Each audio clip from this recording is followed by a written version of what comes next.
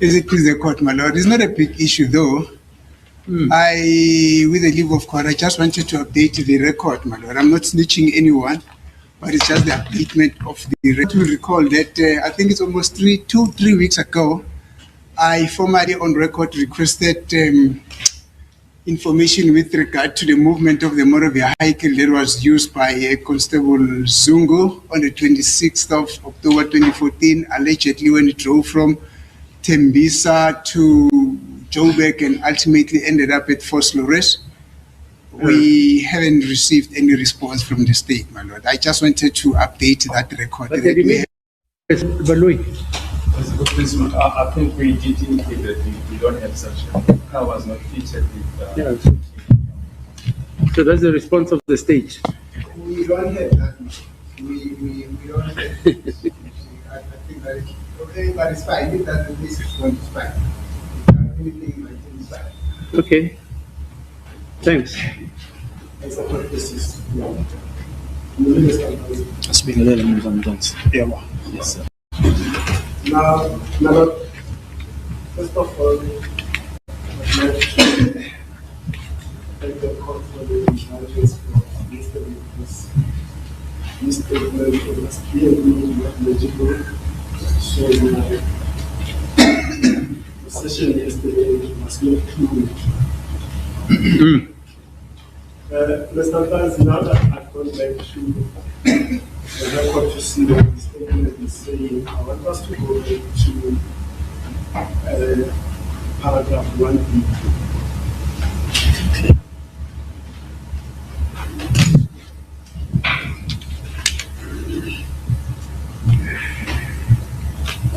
And then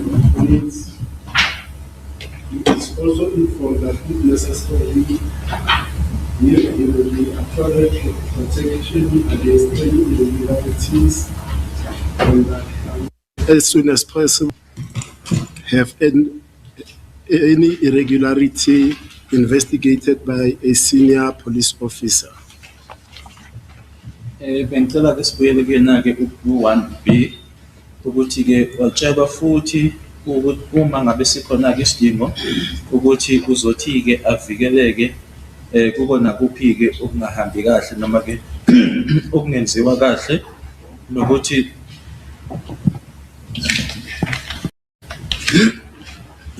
ke ngokuphazima kweso-ke nakuphi okungenziwa kahle noma okungahambi kahle kuzothi-ke kuphenywe yiphoyisa.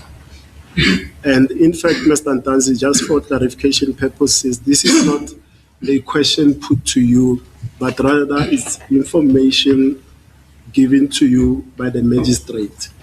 Kodwa lana-ke akusiwona umbuzo, kodwa-ke lokhu-ke ulwazi-ke noma-ke information oyinikezwa imantshi.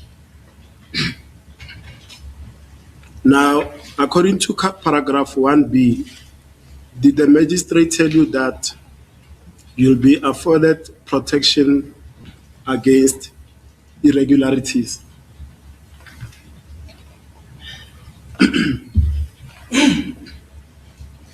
Ingabe manje yakutshela yini yakwazisa yini ukuthi uma ngabe kukhona okungenziwa kahle okungahambi kahle uzothi unikezwe ukuvikela uzothi uvikelwe?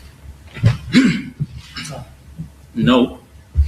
And according to paragraph 1B, did the magistrate inform you that any irregularity would be investigated by a senior police officer?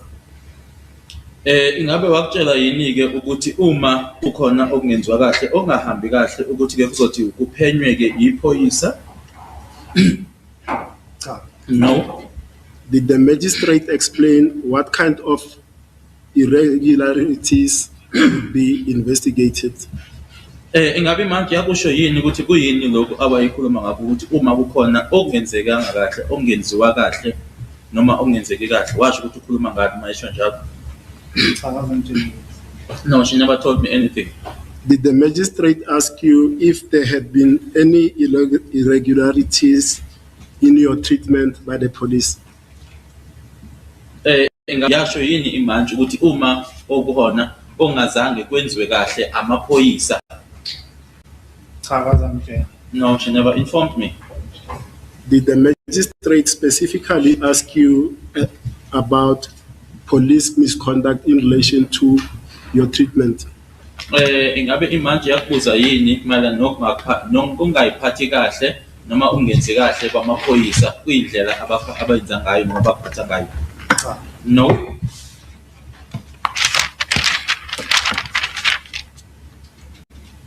But did you understand, Mr. Ntanzi, from paragraph 1B that you could tell the magistrate about the assaults that were perpetrated on you? Kuloko okubhalwe la ku-1B ingabe wawazi yini ukuthi kona lokho okubhalwe la ukuthi wawungayitshela imantshi mayelana nokushaywa kwakho amaphoyisa? Angizomtshela Nkosi ngawambuza manje akazange ambuze. I would have informed her, my lord, if she had asked me, but she never asked me. Now let's go to paragraph 1C, and it reads that this is not a trial, and that I'm not hearing any charge against him. Should I proceed? Sorry. Okay. And then beneath says, do you understand this explanation and do you accept it as correct? And the answer recorded there is yes.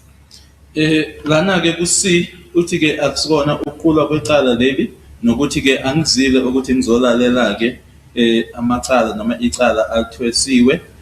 Ingabe uyakuzwa yini lokhu okuchazwayo, uyakwamukela yini ukuthi kunjalo noma kuyiqiniso? Impendulo ithi yebo.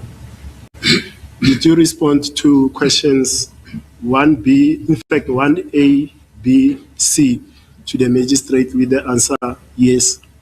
Ingabe waphendula yini ke wena kwimibuzo lena ke u1A, uB kanye noC ngokuthi yebo? Cha Nkosi ngawambuza. No, my lord. Now, do you wish to comment or have anything to say in this regard? Do you see that question? There's a question there beneath yes, which says, do you wish to comment or have anything to say in this regard? Kube nalombuzo ke olandelayo ukuthi kukhona yini officer ukusho mayela nalokho. And then beneath the answer is given where you say, I need to be protected from a group of people that I was with when this whole thing was committed. Ngikholwa impendulo ithi ngikholwa ukuthi kudingeka noma ngidinga ukuvikeleka kubantu enganginabo ngathi konke lokhu kwakwenzeka. Do you see that? Uyakubona lokho? Yebo ngiyabona. Yes, I see. Did you provide that explanation to the magistrate? Ingabe wanikeza ngaleyo mpendulo kwimanje? Cha Nkosi ngawambuza. No, my lord. And it further proceeds that you say you were pointed with a fingerprint as a warning. Ngase yaqhubeka ke ithi ngase ngikhonjwe ngomunwe nanjengesexwayiso. Did you say anything like that to the magistrate? Wakusho okunjengaloko kwimanje? Cha Nkosi ngawambuza. No, my lord. And there is also a mention that you were a small boy at that time. Do you see that in that explanation, Prophet? Ubhaliwe futhi ke ukuthi wawusewumfana omncane ngaleso sikhathi. Uyakubona lokho ubhaliwe la? Yebo ngiyakuzwa ngokunjalo. Yes, I hear it as you are mentioning it to me. And did you say to the magistrate that you were a young or a small boy at that time some incident took place? Akusho yini wena ke kwimanje ukuthi ke wawusewumfana omncane nkathi ke kwakwenzeka isigameko sithizeni ndaweni ethizeni? Cha Nkosi ngawambuza. No, my lord. And also there's a notation within that answer that says, I don't know where else in Gauteng they have been arrested. Do you see that? Uyaqhubeka ke kuthi anginasiqinisekiso sokuthi ikuphi noma yipi enye indawo eGoli ababoshwa kuyona abake baboshwa kuyona. And did you say that to the magistrate, Mr. Well- Ntanzi? Ingabe wakusho yini lokho kumanje Mnumzane Ntanzi? Cha. No. And where it says, where else in Gauteng they have been arrested, do you know who this they refer to? Ubhale la ukuthi angazi ukuthi ikuphi anginasiqiniseko ukuthi ikuphi eGoli la abake baboshwa khona manje kunale gama bake ukuthi leli gama lisho obani. I don't know. And then also from that answer, it says, I don't know where else in Gauteng they may have been arrested. And I'm focusing on this phrase, where else in Gauteng. Did you have any knowledge of the arrest pertaining to the Senzo Mewa as of the 24th of June 2020? Ngicela lana ke kule ndawo ethi ke yipi enye indawo la eGoli ababoshwa kuyona ke ingabe wawunolwazi yini wena ke ngokuboshwa mayelana ke necala lika Senzo ngazo i24 zika June 2020? No, my lord, I had no knowledge. And it continues from that answer that it says they were all grown-ups. Did you say that to the magistrate? Iyaqhubeka ke ithi babekhule bonke ke noma bebadala bonke ke ngaleso sikhathi leso wakusho lokho kwimanje? No, my lord. And within that sentence, I focus on the word they. They were all grown-ups. Do you know what is meant or what that they refer to? Ithi ba ngesingisi ke uthey babe ingabe ke uyazi ukuthi lisho obani? No, I don't want. And it also proceeds to say, I don't trust the police because they can easily be bribed. Did you say that to the magistrate? Iyaqhubeka ke ithi ke namaphoyisa angiwathembi ke ngoba ke kulula ukuthi ke nganikezwa ke noma ke bakhokhelwe igama phecelezi ke ngesilungu ukufulayo. Did you tell that to the magistrate? Wakusho yini lokho kumanje? No, my lord. Okay. Did you tell the magistrate that you don't trust the police? Ingaba wayitshela yini manje ukuthi amaphoyisa awathembi? No, my lord. Did you tell the magistrate that the police can easily be bribed? Nokuthi futhi ke amaphoyisa kulula nje ukuthi ke uwanikeze into ke okanye noma uwakhokhele? No, my lord, I never said that. Now, this answer, although I've taken you through sentence by sentence, the whole answer proffered here, is it true and accurate? Nanoma ke mina ke ngikufundele la nala kodwa ke nje impendulo lena ke iyonke la ingaba iyiqiniso yini? Cha yilona iqiniso ayikho into engikhuluma nayo ngangimthole ebhala ngingazi ukuthi ubhala. No, it's not true because there's nothing that I said to her because I found her writing not knowing what it is that she was writing. Okay. And the balance of paragraph, is it 3? It's scratched out and we'll come back to the initial next to that.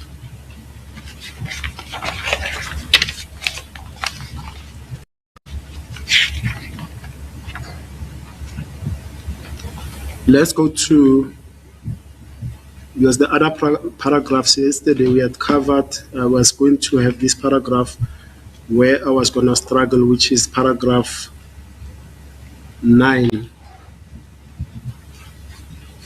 of the performer. No, sorry, Tate Jonas. There's something that we are leaving behind there. Or part 2,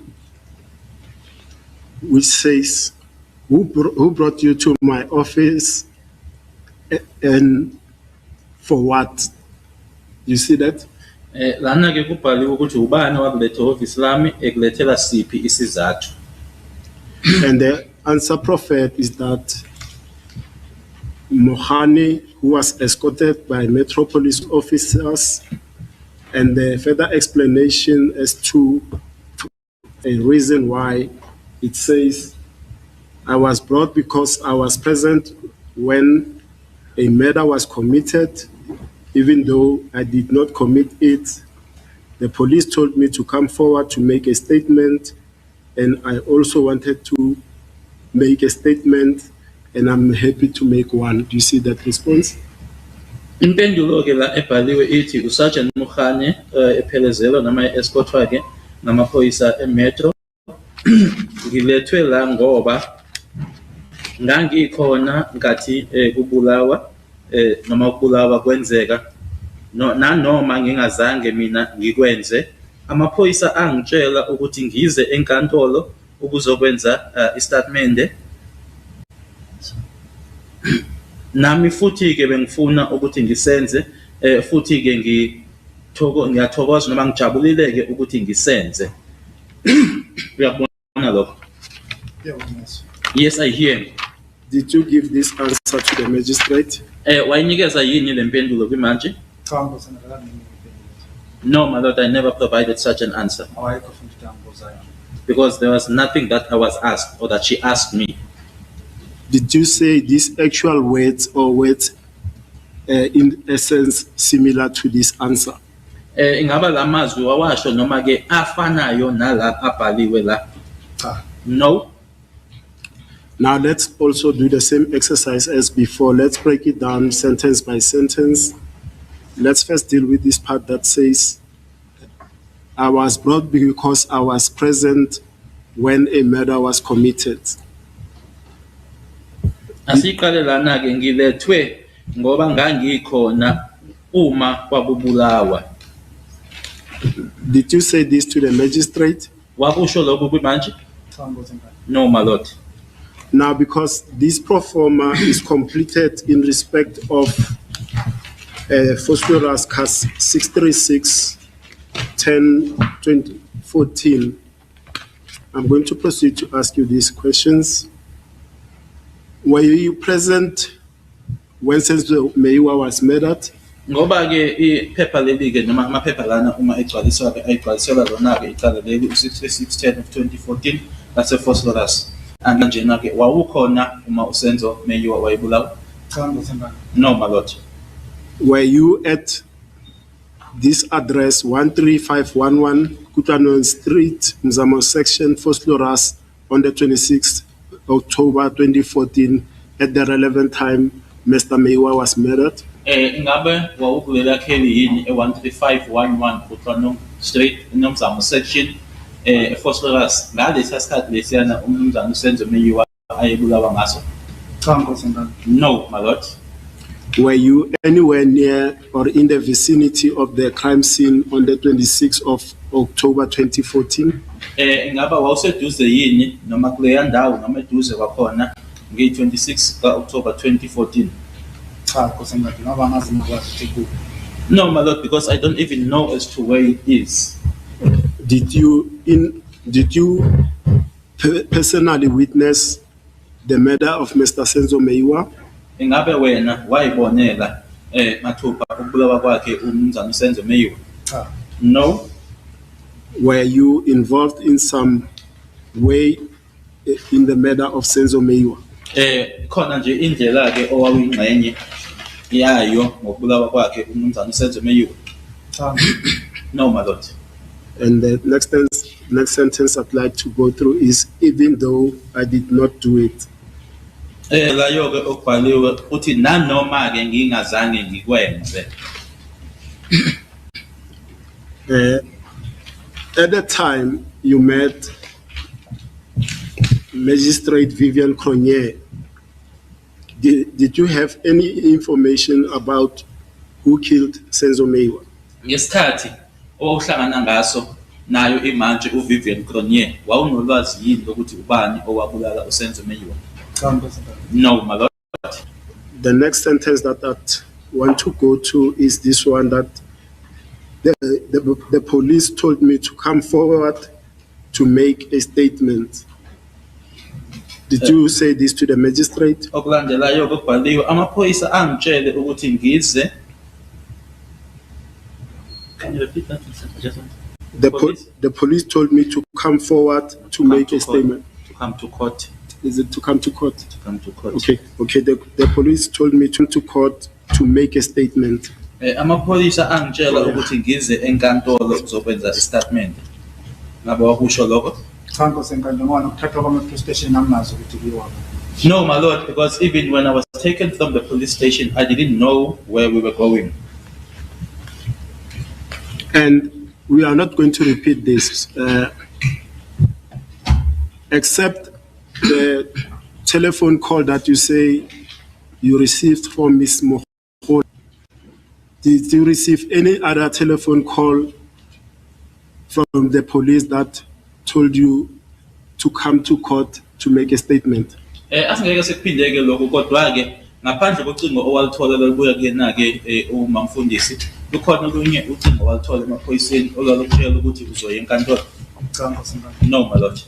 And also, we don't want to repeat this, but it is now common cause that you were arrested on the 16th of June 2020 at your place of residence in Freedom Park Phase 2, correct? Nalokho ke asifisi ke ukuthi sikuphinde kodwa ke sekuyinto esiyaziyo ke ukuthi waboshwa ngazo i-16th ka June 2020 la ohlala khona Freedom Park. Yebo Nkosi enkantolo. That's correct, my lord. Okay.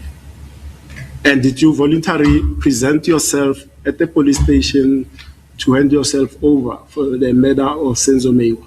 Ingaba kwaba wena yini ohamba la ohlala khona uyoyinikela emaphoyiseni uyoyibophisa emaphoyiseni ngokubulawa kuka Senzo Mewa?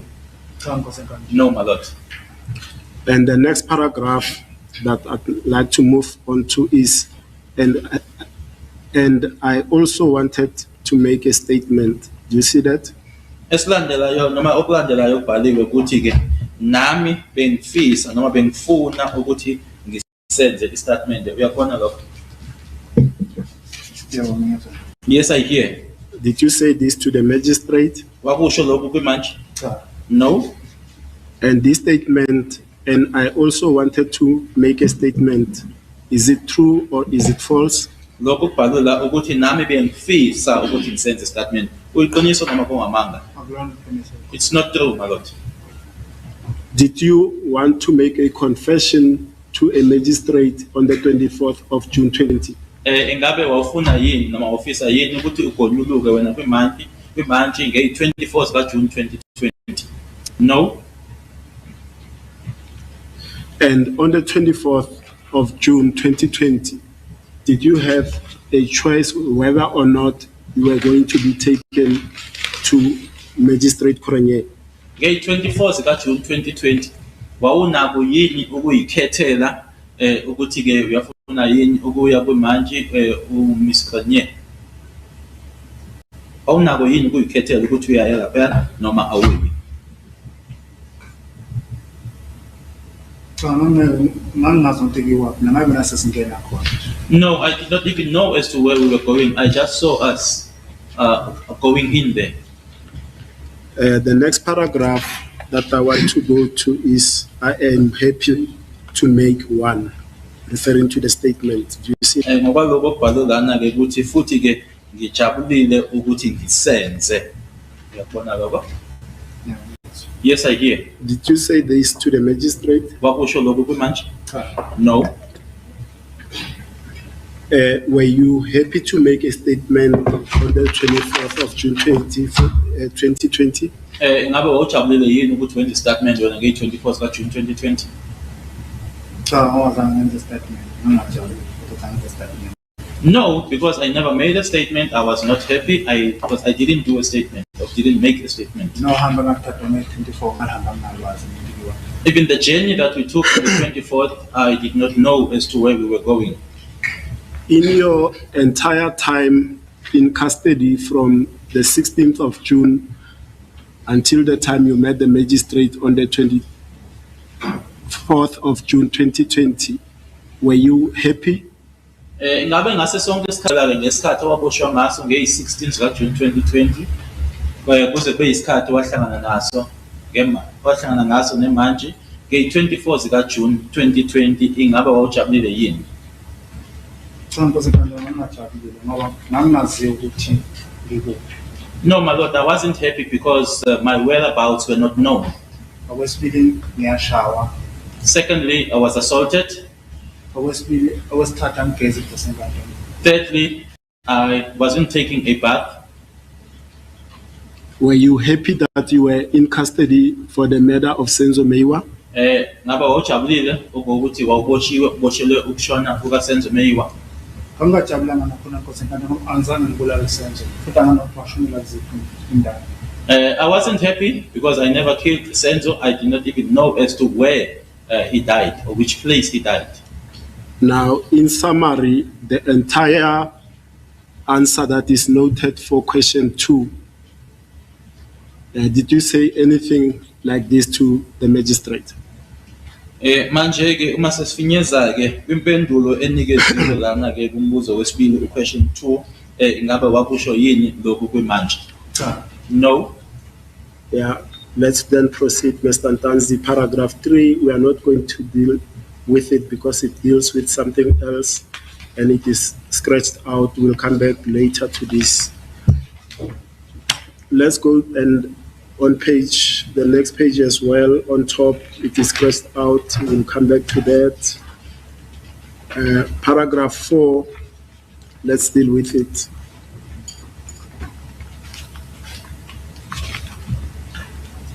And just by way of background, Mr. Ntanzi, before I even read what paragraph 4 says, it deals with your constitutional rights and in particular the constitutional right to legal representation.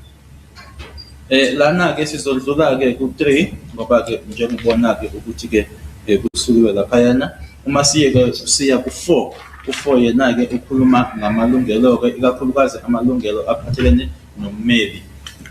And it says, I inform the deponent that any person who is in custody or has been arrested on any charge has the right to.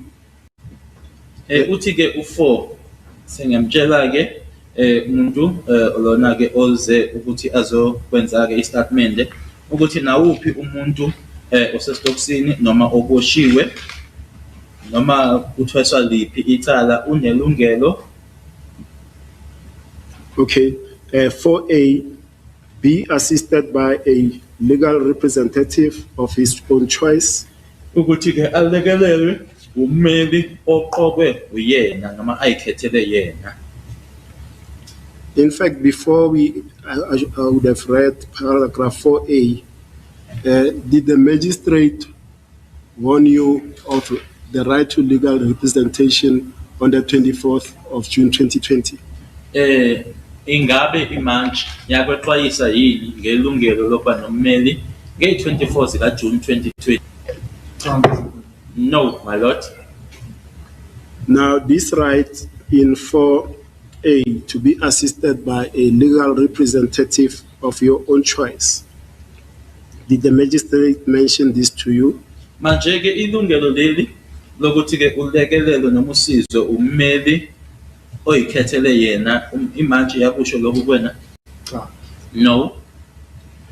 On the 24th of June, did you know that you could refuse to proceed until you had spoken to a lawyer of your own choosing? Ingabe ngazo i-24 zikaJune 2020 yini ukuthi wawunganqaba ukuqhubeka uze kube isikhathi la khona usuthole ummeli oyikhethele yena noma oyiqokele wena?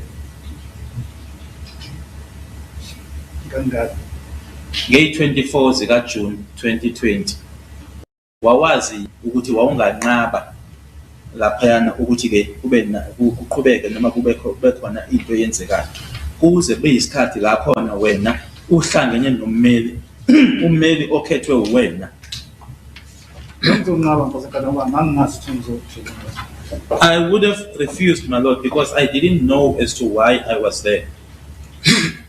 And then on the 24th of June 2020, was Mr. Mujiako a legal representation of your own choice? Ngeyi-24 zikaJune 2020, umnumzana uMjiyako kwakuwummeli owawuyigqokele yena wena. Cha Nkosi Mphathwa, nami ngamazi nathi ngangiqala nje ukumbona emnyango mangathi ngiyangena nangiphuma ezodibana nami emnyango ngiqala ukumbona nawe. No, my lord, I didn't know him. It was when I was about to enter the door when he was coming out, and that's where I met him and I was seeing him for the very first time. It is common cause even from the evidence of Miss Vivian Cronje, the magistrate, that on the 24th of June, present in room 2, was herself the magistrate, Mr. Mujiako, yourself, and Miss Evelyn Mutlaping. Kubufakazi bakhe ke Mrs. noma Miss Vivian Cronje imanje uyasho ukuthi abantu abekhona lapho kulelo gumbi uyena umzana uMjiyako wena kanye naye uMiss Mutlaping. Now, the questions are as follows underneath that. Had you appointed Mr. Mujiako on the 24th of June 2020? Umbuzo ke ingaba wamqoka yini umnumzana uMjiyako nge-24 zikaJune 2020? Cha Nkosi Mphathwa. No, my lord, Ngoba wayena azange azeke umsesikhulu.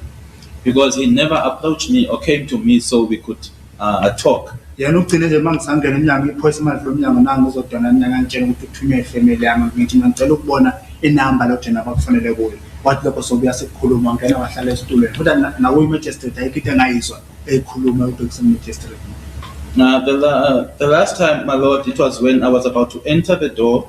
He was coming out. The police officer was opening the door. He was coming out, and then he told me that he was instructed by my family to come and represent me. I could see the number that was used to call him. He said, "We'll get back to that later." And he went inside and he sat down, and I did not even hear him saying anything to the magistrate. On the 24th of June 2020, did you have a proper lawyer-client relationship with Mr. Mujiako? Nge-24 zikaJune 2020, ingabe kwakunobudlelwane obuhle obabukhona yini bommeli kanye naloyo ammeli phakathi kwakho noMjiyako? Mina ngingabudlelani naye namanje ngangibene ubudlelane naye. I did not have a relationship with him up until today. I never had a relationship with him. And let's go to paragraph 4B, and I'll read it here. It says that if he cannot afford the services of a private legal representative, he has the right to apply to the Legal Aid Board for assistance, and that if he qualifies, the Legal Aid Board will supply an attorney free of charge. Do you see that? B uthi uma kuwukuthi angeke akwazi ukuthi akhokhele ummeli oyimele, unalo ilungelo lokuthi ke angafaka isicelo uyona i-legal aid ukuthi ke imlekelele. Uma kuwukuthi ke uyaphumelela kulokho, i-legal aid board izothi ke imnikeze ummeli angeke amkhokhele. Did the magistrate explain this right to assistance by Legal Aid Board of South Africa? Ingabe manje yachaza yini le lungelo lokulekelelwa i-legal aid? Cha. No. On the 24th of June, did you personally know what Legal Aid Board is? 24 zikaJune ngabe wawazi yini ukuthi i-legal aid yini? Cha Nkosi Mphathwa, ngabona ngiyaqala nokuboshiwe. No, my lord, I don't know because it's even the first time that I get arrested. On the 24th of June 2020, did you have any knowledge that you could apply for a free lawyer? Ingabe nge-24 zikaJune 2020 wawazi yini ukuthi wawungenza isicelo noma ufake isicelo sommeli ongeke umkhokhele? Cha. No, I didn't know. Now, from the reading of paragraph B, it gives the magistrate duties to explain two things to you. Firstly, that you could apply to legal aid. Did the magistrate tell you that you could apply to legal aid? Lana ke inikeza ke imanje ukuthi ke akulekelele ngokuthi yachazeleke ukuthi ungasenza isicelo ukuthi ke ulekelelwe ngokusemthethweni iyona legal aid. Ingabe manje iyachazela yini lokho ukuthi wawungasenza isicelo? No, my lord. And the second point from 4B that the magistrate is obliged to explain to you is that if you qualify, a free lawyer will be given to you. Did the magistrate explain this second part about you qualifying if you qualify? Nokuthi ke okwesibili khona ke la ngaphansi kwakhe u4B okwesibili kwakufanele manje kwenze ukuthi ichazeleke ukuthi uma kuukuthi uyaphumelela ke man isicelo sakho ke uzothola ke ummeli ongeke umkhokhele. Ngaba ke wachazelwa yini lokho? No, my lord. I lost the other thing. Where are we? Okay. And then 4C, he is entitled to seek legal advice before making any statement to me. Do you see that? Abe usi ethi ke unelungelo noma uvumelekile ke ukuthi ke atholwe ukwelulekwa ngokwezomthetho ngaphambi kokuthi enze istatement kumina. Did the magistrate explain this right to you? Ingabe manje lelungelo leli yachazela lona? No, my lord. Now, before, and we've answered this, but let's reiterate that. Before you appeared before the magistrate on the 24th of June, how much time did you have with Mr. Mujiako to consult? Ngaphambi kokuthi ke uvele ngaphambi kwayo imanje ngazo i24 zika June 2020 waba nesikhathi esingakanani sokuthi uhlale phansi uxoxe nomnumzana Mjiyako? My lord, I never had a consultation or discussion with Mr. Mjiyako at the police station.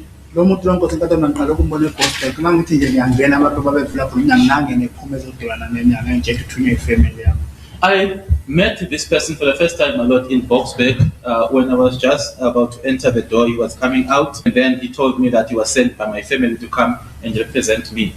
Yes, but the question that I'm asking, there at the Boksburg Magistrates Court on the 24th of June 2020, did you have proper, thorough consultation with Mr. Mjiyako? Yebo, kodwa umbuzo wami uthi laphaya eBoksburg nge-24 zika June 2020 wahlala yini phansi naba nesikhathi esanele noMjiyako lokuthi nikume nixoxe? No. Did Mr. Mjiyako explain your rights relating to the making of a statement to a justice of the peace? Ingaba umnumzana Mjiyako wachazela yini ilungelo lakho noma amalungelo onawo ke ngaphambi kokuthi wenze istatement kumanje? No. Did Mr. Mjiyako explain the consequences of making a statement, especially a confession, to a justice of the peace? Ingaba uMjiyako wachazela yini ukuthi ke iyini imiphumela yokwenza istatement la ugonyuluka khona futhi leso statement leso ke usenza kuyona imanje? No, he never told me, my lord. Did Mr. Mjiyako explain to you that you've got the right to refuse to make a statement to the magistrate? Ingabe wakutshela yini uMjiyako ukuthi unalo ilungelo lokunqaba ukuthi wenze istatement kumanje? No, he never told me. Now, on the 24th in room 2, did the magistrate ask you whether you wanted time to consult with a lawyer before the process began? Ingabe lapha yana kuleli gumbi leliyana ke esesibonile noma sesizwileke la ukuthi kwakuwo room 2 imanje yakutshela yini ukuthi ke unelungelo lokuthi ke ngaphambilini kokuthi wenze statement ke noma ukhulume naye unelungelo lokuthi ke uhlale phansi uxoxisane nommeli wakho? No, she never told me. Okay. Okay.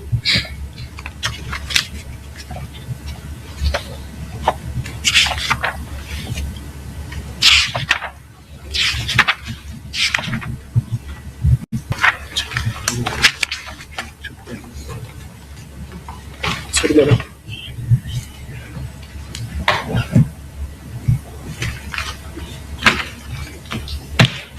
No, it's fine. It's fine.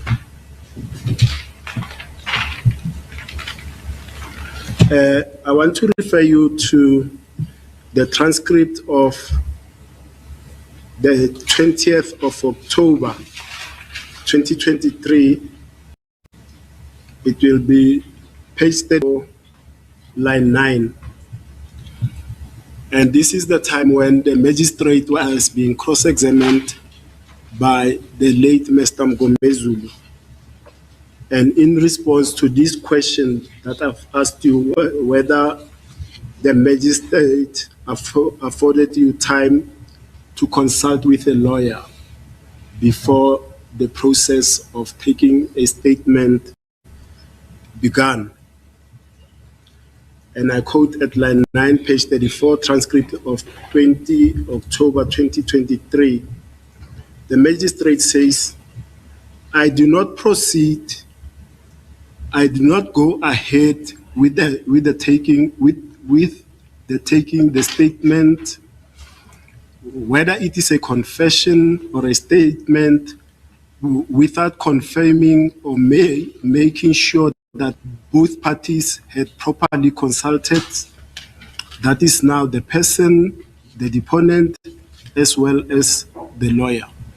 Lana ke impendulo yemanje uma yayibuzwa ke nemihlonyo imibuzo uyena ke ongasekho umnumzana uMngomezulu mayelana ke nokuthi wakunikeza yini isikhathi ukuthi ukhulume nommeli. Uma ephendula wathi angiqhubeki noma ke angisithathi istatement ngaphambi kokuthi ngiqinisekiseke ukuthi bobabili ke lona ozokwenza istatement kanye naye ummeli babe naso isikhathi sokuthi bahlale phansi baxoxe.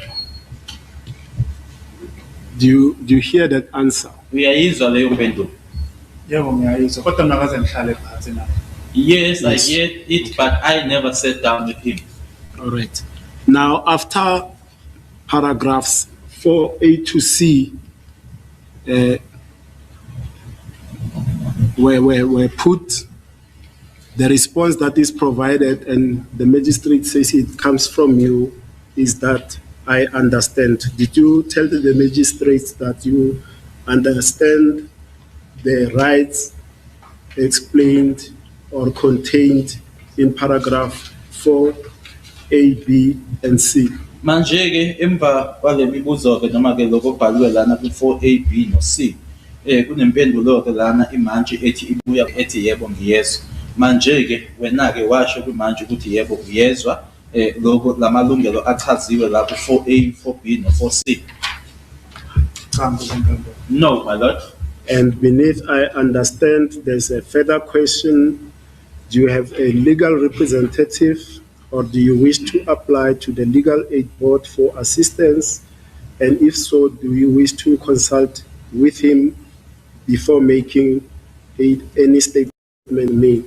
And the response provided therein is, Mr. Mjiako is my attorney.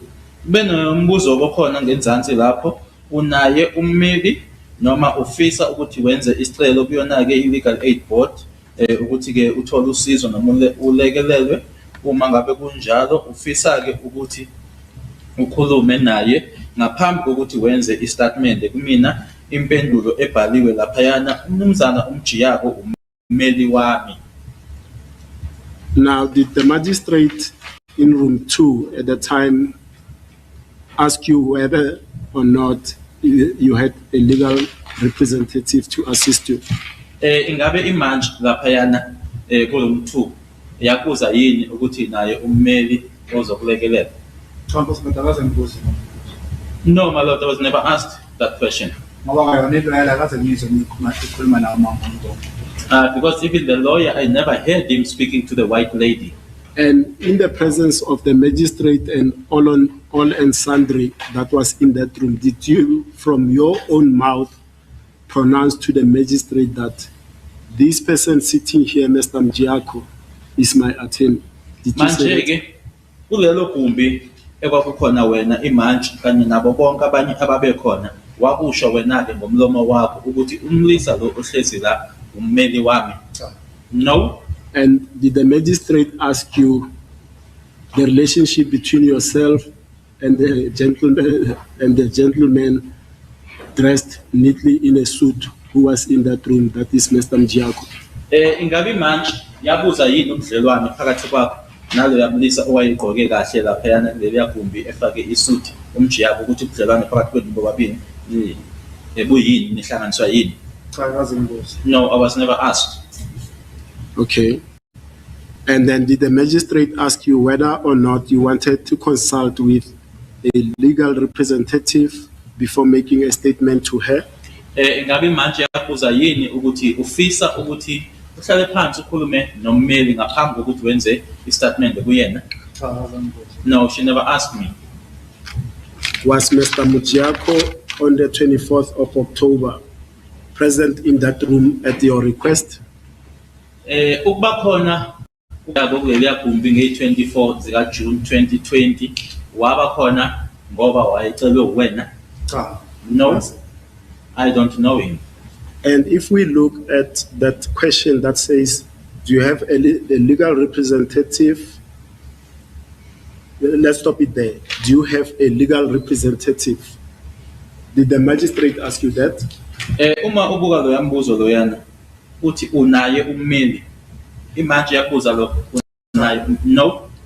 And on that form, if you look at that form, is there an answer to a question, do you have a legal representative?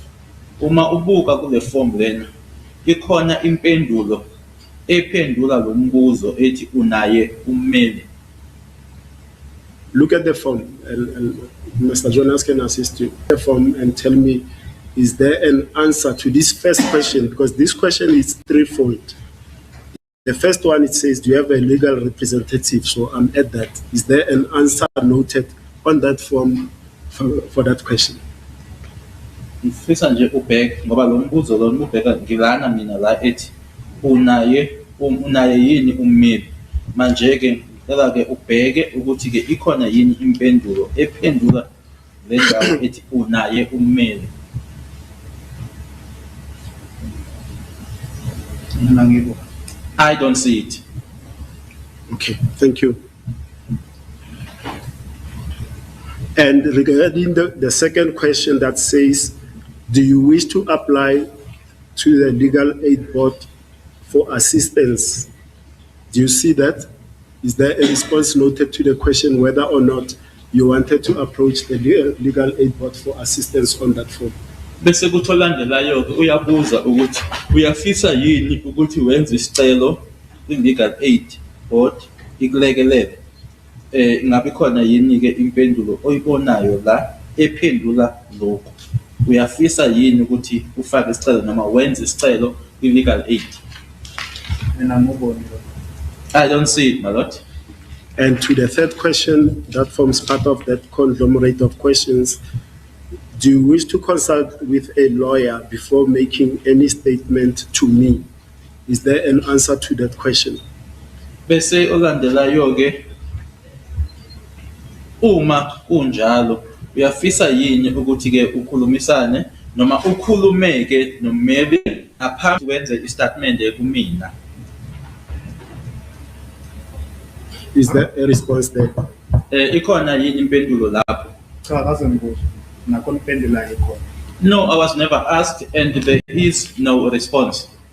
Now, the only response to three questions, do you have a representative, number one? Do you wish to apply to the Legal Aid Board for assistance, number two? Do you wish to consult with him, that is a legal representative, before making any statement to me? The only answer that is recorded there is Mr. Mjiako is my attorney. Is that correct? Manje ke impendulo ebhaliwe la ekhona kule mibuzo ke emithathu make ihlangene ebuziwe lapha yana impendulo ebhaliwe ethi ummeli wami. Let's then proceed to paragraph 5 of the pro forma, Mr. Ntanzi. Asiqhubeke-ke size la ku-5. Paragraph 5 reads as follows. I caution the deponent that he is under no obligation whatsoever to make a statement, and that if he chooses to do so, it will be reduced to in writing as he speaks and may later be used against him as evidence in court. The deponent is asked if he understands this explanation, and the answer that is provided is in the affirmative in the form of a yes. U5 ufundeka ngalendlela-ke ngase ngimxwayisa-ke ozokwenza istatement ukuthi akaphoqelekile nangayiphi indlela ukuthi enze istatimende, nokuthi uma ngabe ekhetha ukuthi enze kanjalo uzobhalwa phansi nanjengoba ekhuluma noma ezothi ekhuluma, nokuthi kungathi kusetshenziswe kamuva-ke nanjengobufakazi ngakuyena enkantolo. Wasebuzwa-ke ukuthi uyakuzwa yini lokhu okuchazwayo noma koyo. Impendulo ebhaliwe laphayana uyebo. Was this question, and I say this question because there are 3 questions as well in this question, but was this question as a whole asked to you by the magistrate, and did you respond in the affirmative by saying yes? Ingabe lo mbuzo ngithi-ke umbuzo ngoba-ke umbuzo-ke uhlangeneke ngathola imibuzo emithathu ehlangene, kodwa-ke ngithi lo mbuzo wabuzwa yini imantshi kuwena wase uphendula-ke ngale ndlela ebhaliwe la kuthiwa-ke impendulo uyebo. Cha, akazangibuza inkosi. No, I was never asked, my lord. Now, pertaining to the first portion of that question, which says, I caution the deponent that he is under no obligation whatsoever to make a statement. On the 24th of June 2020, did the magistrate tell you that you could refuse to make a statement? Lana-ke ekuqaleni lapha kubhaliwe ukuthi ngamaxwayisa-ke ukuthi akaphoqelekile ukuthi-ke enze istatimende kumina. Ingaba imantshi ngazo i-24 zikaJune 2020 yakutshela yini ukuthi wawunako ukuthi unganqaba noma ungaqhubeki nokwenza istatement? Cha, azange ngitshele. No, she never told me, my lord. And in truth, so that Mr. Ntanzi, we don't duplicate this answer, as I summarized the answers questions in in paragraph 5, they are related to the question in paragraph 6, because both of 5 and 6, they deal with the right to silence, but in different guises and formats. Manje-ke lana uma ubuka-ke ku-5 naku-6 ungathi nje ukusho into eyodwa noma ukhuluma ngento eyodwa, kodwa-ke ngendlela ezahlukile, ngoba-ke ukhuluma ngelungelo lokuthi-ke ungathula ungasho lutho. Now, on the 24th of June 2020, did the magistrate explain the right to silence to you? Manje-ke ngazo i-24 zikaJune 2020, ngabe manje yakuchazela yini ngelungelo lokuthula ungasho lutho? Cha, ngikhumbula nje. No, I don't recall her telling me. Did the magistrate tell you that you could make a statement if you wish to, but you may not mention the incriminating parts in that statement? Did she tell you that? Ingabe manje yakusho yini ukuthi uma ngabe ufisa ungaqhubeka nokusenza istatement, kodwa-ke ungakusho okuzokufaka ecaleni? Cha, azange ngitshele. No, she never told me. Did the magistrate tell you that if you make a statement, then it will later be used as evidence against you in a court of law? Ingabe manje yasho yini kuwena ukuthi uma wenza istatement ukuthi istatement leso singasetshenziswa noma singasetshenziswa ngakuwena nanjengobufakazi enkantolo? Cha. No. And did the magistrate tell you that whatever you say during your interaction with her, that it will be noted down in writing. Yasho yini manje kuwena ukuthi nanoma yini oyishoyo uyena izobhalwa phansi? No, she never told me. Okay. And then further after the years, it reads, do you still wish to make a statement notwithstanding the fact that it may be used against you? Bese kuthi ke umbuzo olandelayo ke emva kwayo ke impendulo yana ewuyebo, usafisa yini ukwenza istatement nanoma nje sisetshenziswe nanjengobufakazi ngakuwena? And the answer recorded there is in the affirmative, it's a yes. Impendulo ebhaliwe ke uyebo. Now, the question is this, Mr. Ntanzi, did the magistrate warn you that despite her having warned you, if you choose to make a statement, it will be used as evidence against you?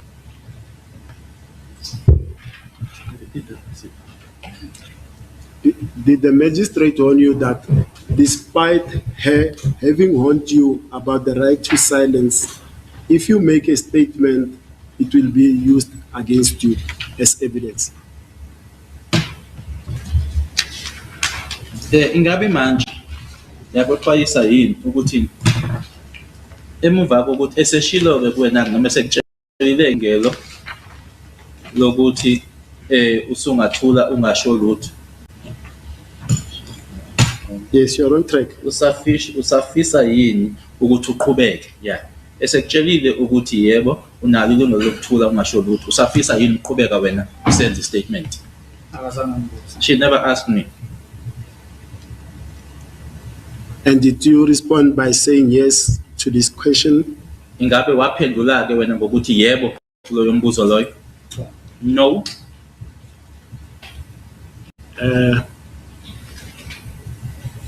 Let's go to paragraph 6, which reads as follows. I inform the deponent that he has the right to remain silent and that nobody can force him to make any statement, and that if he chooses to make a statement, nobody can force him to divulge any self-incriminating information. Bese kuthi ke u6 ngamtshela ke umuntu ozokwenza istatement ukuthi unelungelo lokuthula angasho lutho, nokuthi ke akekho umuntu ongamphoqa ukuthi enze istatement, nokuthi uma ngaba ekhetha ukuthi asenze istatement akekho umuntu ongamphoqa ukuthi asho ubufakazi noma ke asho izinto noma into ezothi imthwese icala noma imfake ecaleni. Did the magistrate warn you that nobody can force you to make a statement? Ingabe manje yasho yini kuwena ukuthi akekho umuntu ongakuphoqa ukuthi wenze istatement? No, she never told me. Did she also warn you that if you choose to make a statement, nobody can force you to divulge any self-incriminating information?